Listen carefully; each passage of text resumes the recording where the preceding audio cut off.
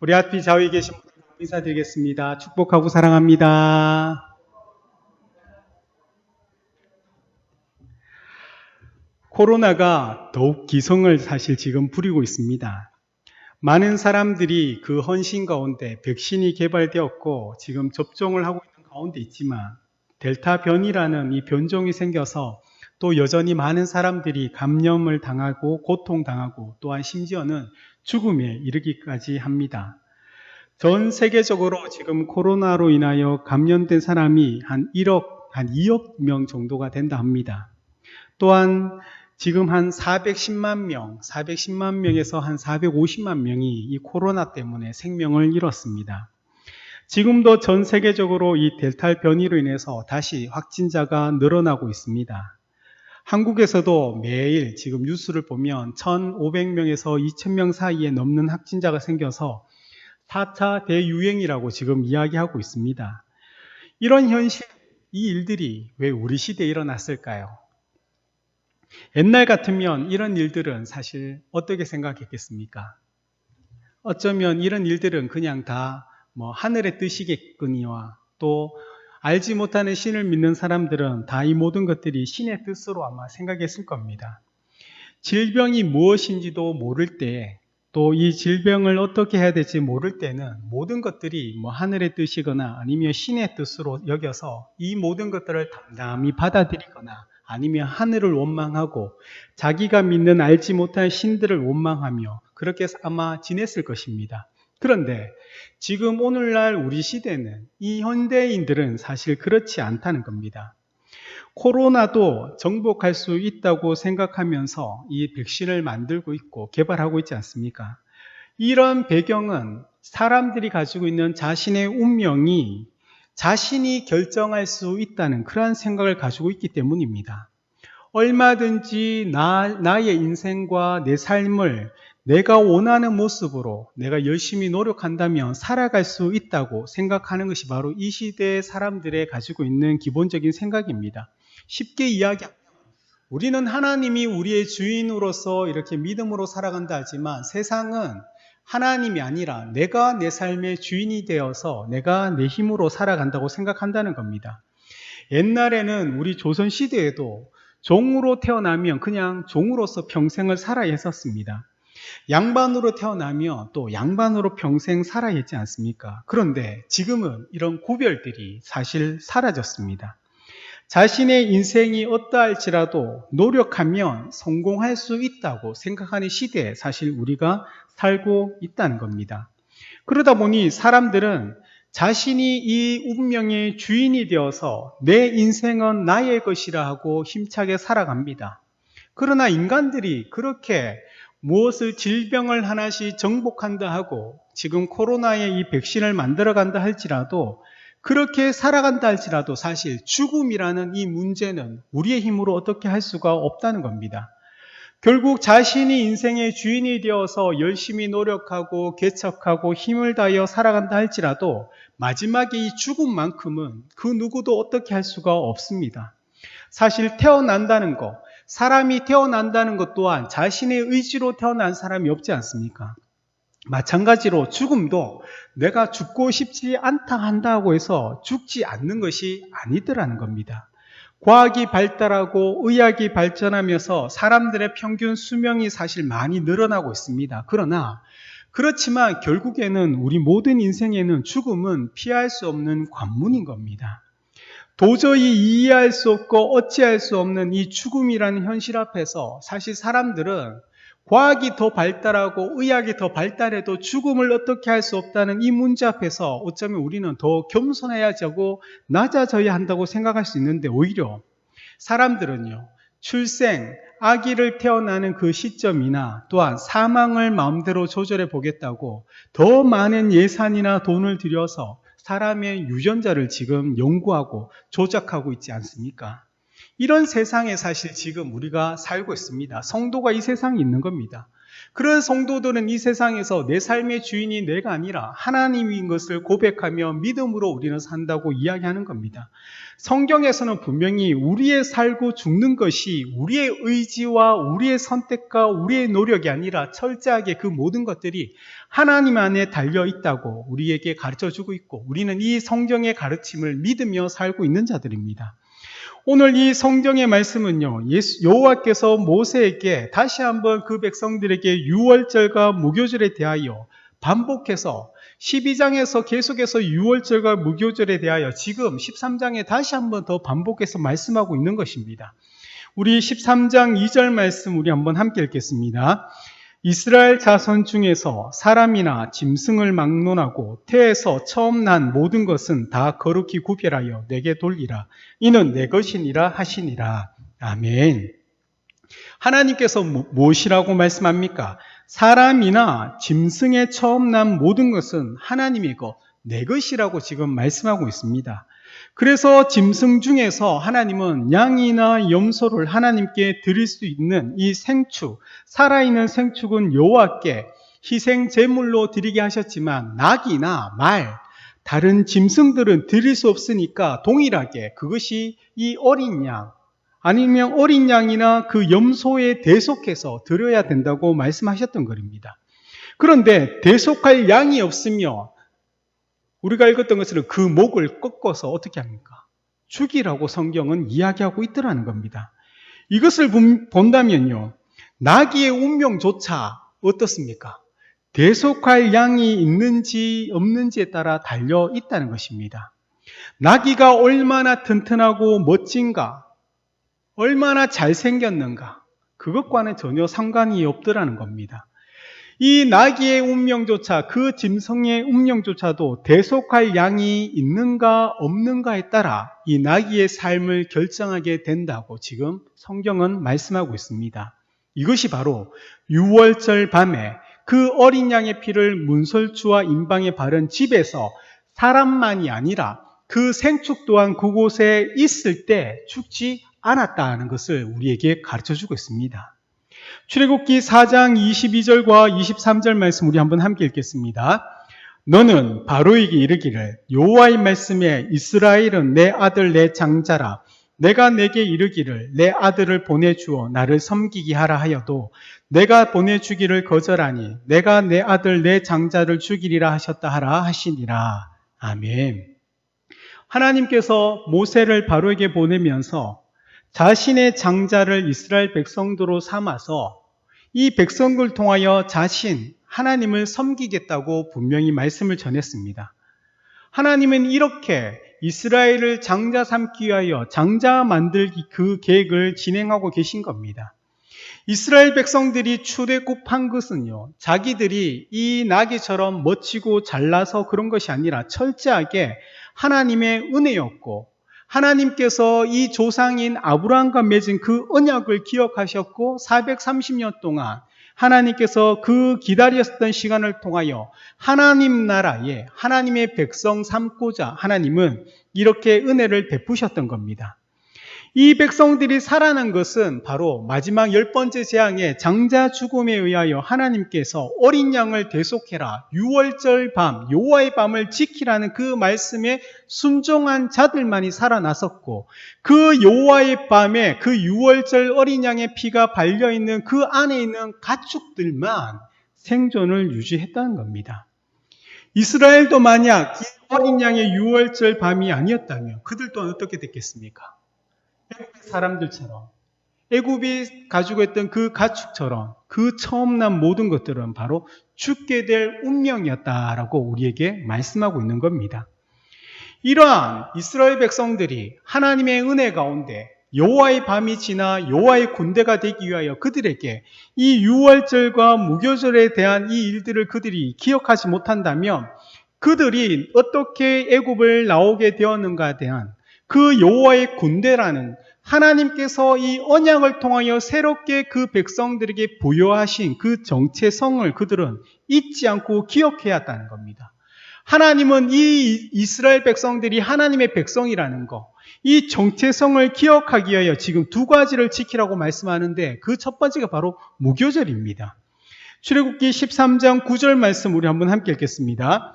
이것으로 내 손의 기호와 내 미간의 표를 삼고 여호와의 율법이 내 입에 있게 하라. 이는 여호와께서 강하신 손으로 너를 애굽에서 인도하여 내셨음이니. 아멘.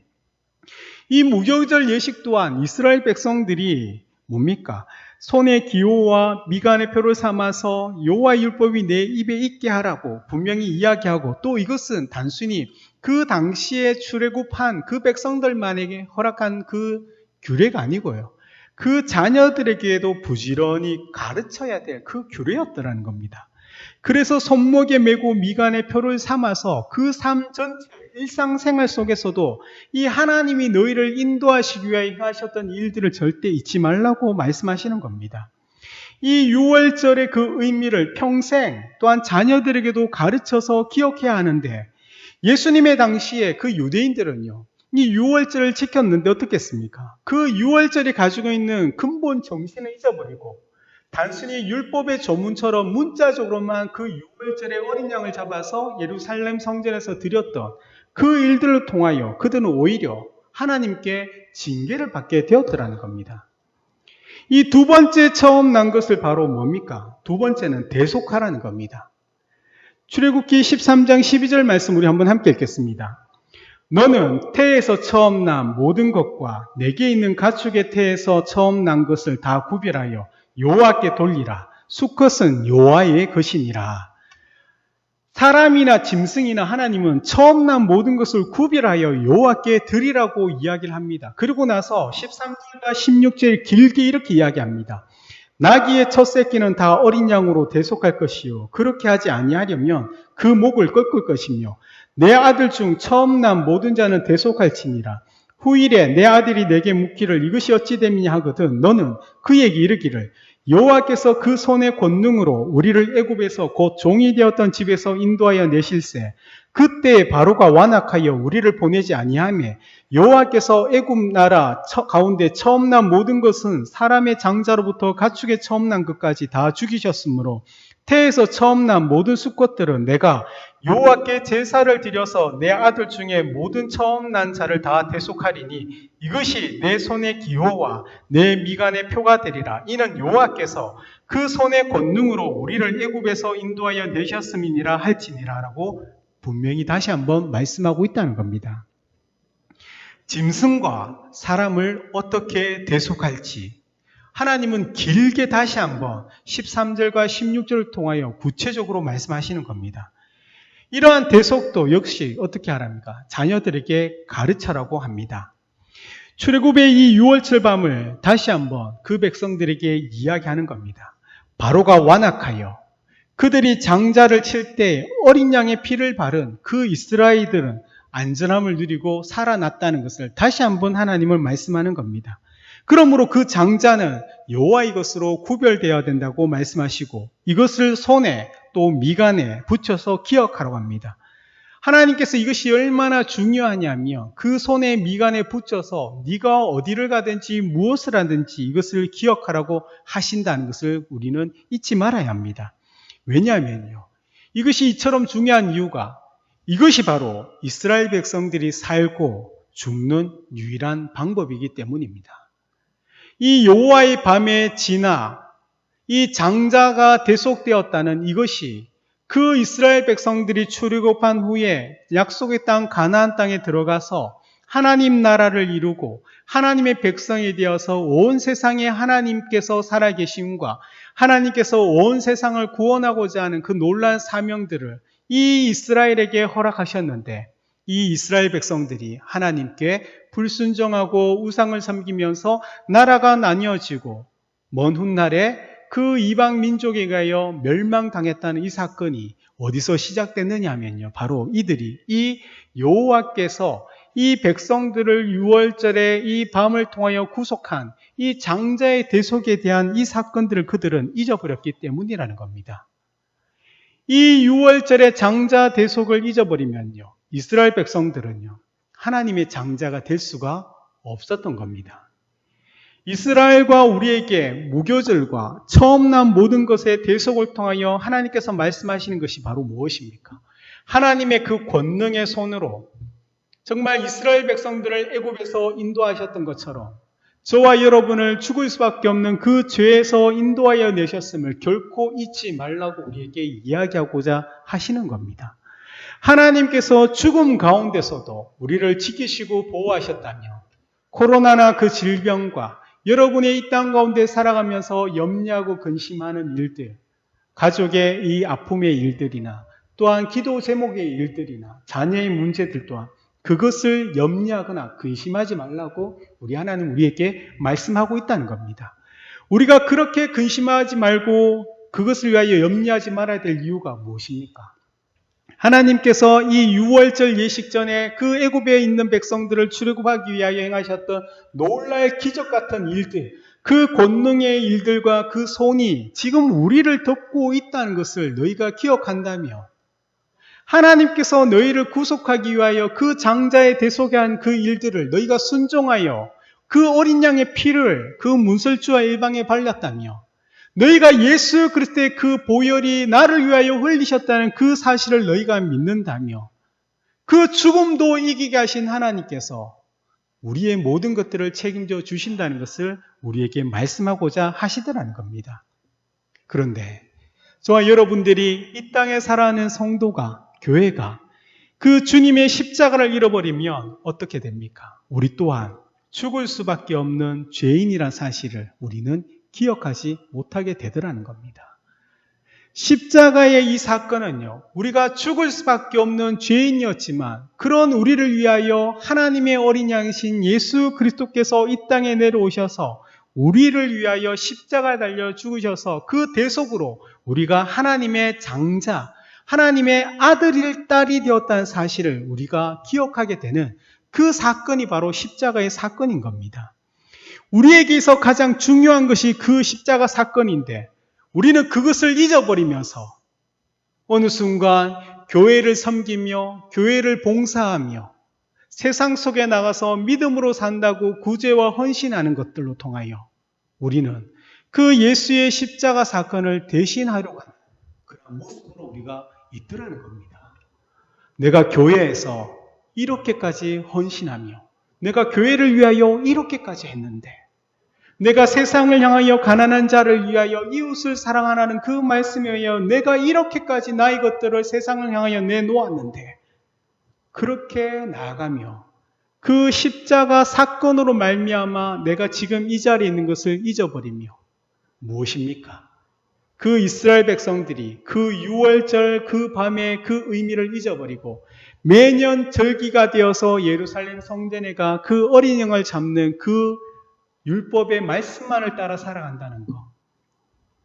그것이 그 백성들에게 하나님의 심판과 징계였다면 우리가 하나님 앞에 나와서 예배를 드리고 믿음으로 살아간다는 것들이 단순히 이 자리에 있고 새벽을 깨우고 기도하고 말씀을 읽는다는 그 행위 자체가 예수의 십자가 사건을 대신할 수 없다는 것을 우리는 꼭 기억해야 한다는 것입니다. 이스라엘을 장자로 만들기 위하여 이 어린 양의 대속이 있었다면 우리에게는 그 어린 양 대신 예수 그리스도께서 이 땅에 오셨다는 사실을 절대 잊어서는 안 된다는 겁니다. 주님을 믿는 자는 하나님의 장자의 그 총에 들어갈 수 있다고 주님께서는 히브리서 12장 23절과 24절에 말씀하셨습니다. 우리 한번 함께 읽겠습니다.